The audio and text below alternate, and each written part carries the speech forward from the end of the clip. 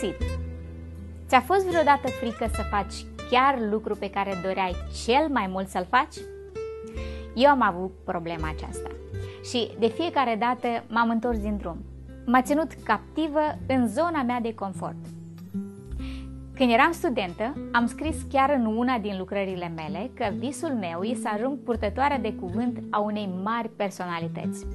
Gândul acesta mă inspira, dar ca să-l aduc la realitate, trebuia să mă ridic în picioare și să vorbesc în fața unei mulțimi de oameni. Lucrul acesta mă îngrozea, îmi provoca neliniște, mă făcea să mă simt plină de îndoieli, expusă, slabă și incompetentă.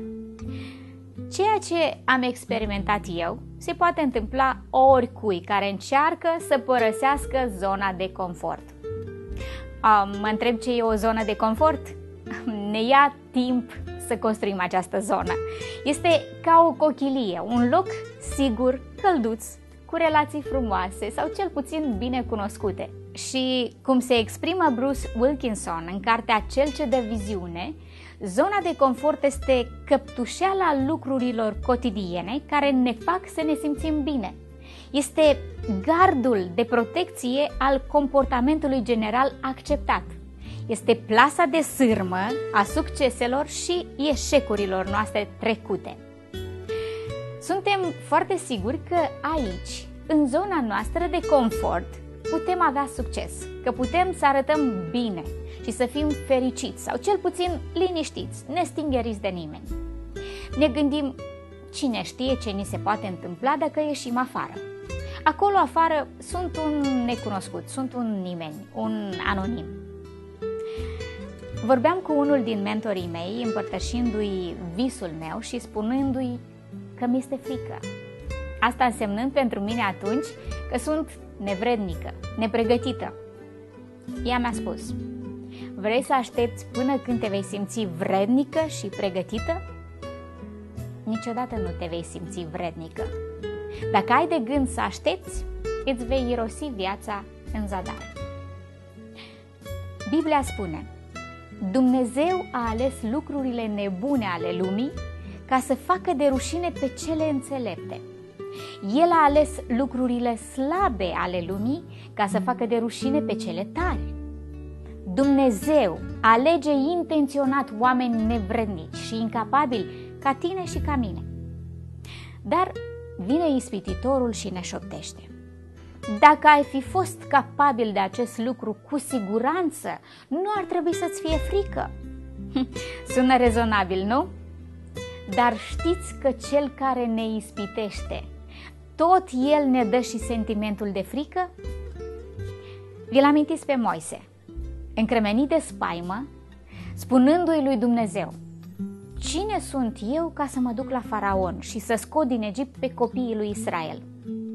Se simțea nevrednic și era frică. Cu ani în urmă, comisese o crimă și apoi fugise de la fața locului. Mai mult, se simțea incapabil. Sunt un om cu vorbirea ușoară. Vorba și limba mi este încurcată, se scuza el. Apoi vi-l amintiți pe Gedeon. În perla precedentă v-am introdus în istoria lui. El spune: familia mea este cea mai săracă și eu sunt cel mai mic. Se vede nevrednic, se vede nepregătit și fără gram de curaj.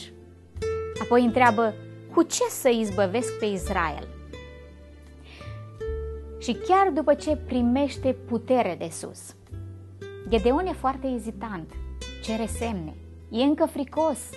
Domnul îi spune la un moment dat: dacă ți-e frică să te pogori, ia cu tine pe slujitorul tău. Interesantă abordare, ca și cum Dumnezeu n-ar fi știut că lui este frică. Și în ciuda la toate astea, Dumnezeu îi se adresează numindu-l mare luptător sau om de mare valoare. Cine ești este mai important decât ce ai fost chemat să faci. Cum se vede Gedeon? Fricos, incompetent, fără valoare, respins, neînsemnat. Cum îl vede Dumnezeu? Curajos, capabil, valoros, echipat, acceptat, special. Ce contrast! Vă rog să rețineți, un credincios sau un creștin, fără o înțelegere clară a identității lui spirituale, este ca un polițist fără epoleți sau ca un șofer fără permis de conducere. El poate avea uniforma adecvată, echipamentul necesar, dar nu are autoritatea ca să-l folosească. Fără Isus, pot însuma toate lipsurile și defectele lui Gedeon. Dar cu el, totul se schimbă. Dumnezeu îi spune lui Gedeon: voi aduce victoria cu doar 300 de oameni. Deci, lasă-i pe restul să plece. S-ar putea să nu fii fericit cu cei 300 ai tăi, cu puținul cu care ai rămas. Înțeleg perfect. M-am plâns de atâtea ori de asta. Dar, așa cum spune Apostolul Pavel, în slăbiciunile noastre, puterea lui este făcută desăvârșită. Deci, nu încerca să ții ceea ce Dumnezeu a spus să lași să plece. Mai mare nu înseamnă și mai bun. Mai mult nu înseamnă neapărat mai puternic. Și da, sunt lucruri, obiceiuri, relații care pur și simplu trebuie să le lași, să te dezbaieri de ele, ca să poți primi ceva mai bun în loc. Dragul meu, trebuie să te asiguri, tu ai suficient. Resursele tale sunt în relația cu Tatăl tău Ceresc. Dumnezeu împarte toate, absolut toate resursele Lui cu copiii Lui în fiecare zi, nu doar uneori. Frica e ceva molipsitor. Probabil ați realizat acest lucru. De asta Dumnezeu îi trimite acasă pe fricoși. Nu poți câștiga o luptă fără dispoziție bună. De obicei, când suntem chemați să ieșim din zona noastră de confort și să explorăm, să avem experiențe mai profunde, suntem posedați de o concepție greșită. Nu pot să merg înainte dacă Dumnezeu nu mi înlătură frica. Probabil așa ne gândim de multe ori. Adevărul e că Dumnezeu rare ori face ca frica să dispară. El ne cere să fim tari, curajoși.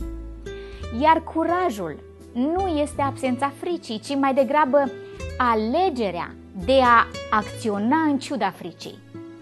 Se poate spune că fără frică nu poți avea un curaj autentic. Care e de fapt problema reală a fricii? Concentrarea pe noi, nu-i așa? Dorința noastră după confort este înrădăcinată în egoismul nostru.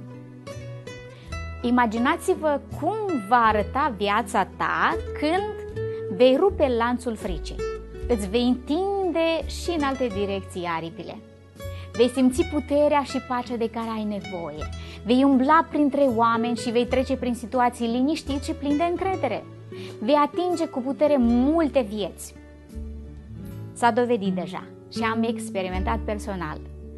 Cel mai important motiv pentru care adesea nu înaintăm e frica de oameni. Și Biblia spune, frica de oameni este o mare cursă. Nu este ușor să ne ridicăm împotriva celor pe care îi iubim și la care ținem, pe care îi respectăm. Impulsul de a fi plăcut și admirat de alții este adânc înrădăcinat în natura noastră. Va trebui să alegem cui vrem să-i place mai mult, oamenilor sau lui Dumnezeu. De multe ori am fost în această situație de decizie.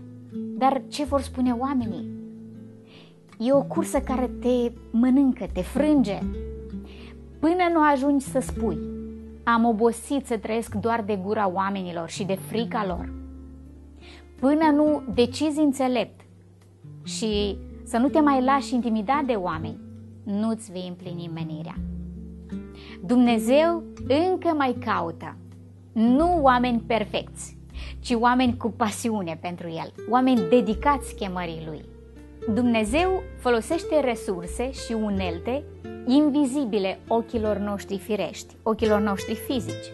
Deci, nu te baza pe ce vezi și pe ce ai sau pot să-ți dea alții, oamenii, ci mergi prin credință, fără frică, și vei vedea că se poate câștiga o luptă folosind ulcioare, trâmbițe și făclii.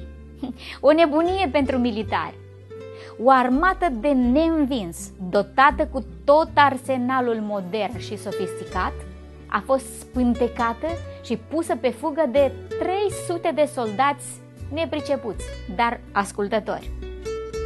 Victoria nu e a celor mai tari și mai dotați, ci a celor ascultători, a celor credincioși, curajoși. Ei dispun de resurse invizibile, supranaturale. Unii se încred în carele lor, alții în caii lor, dar noi ne bizuim pe Domnul. În El avem totul. Dumnezeu nu e doar mașina care ne duce la destinație, El e și benzina, e puterea care ne mișcă din interior spre exterior. Mai e vreo teamă care te ține legat? Te ține ineficient în zona ta de confort? Dragul meu, fii tare și îmbărbătează-te. Dacă ai o experiență din care ai învățat ceva și în care ai depășit frica și limitările personale sau cele puse de alți oameni, împărtășește-o. Poate fi o încurajare pentru cineva. Sau scrie-mi la adresa mea de e-mail viobragaru@gmail.com. De asemenea, fă parte și altora de aceste perle.